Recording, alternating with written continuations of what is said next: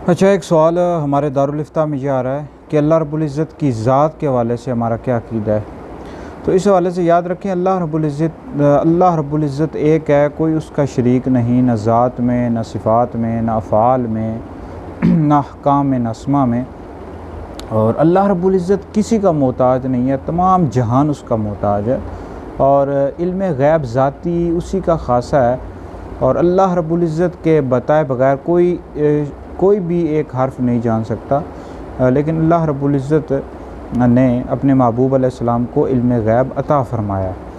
बाकी अल्लाह रब्बुल इज़्ज़त ही सबको ज़िंदगी देता है, वही सबको मौत देता है। तो अल्लाह रब्बुल इज़्ज़त अकेला है, उसका कोई शरीक नहीं।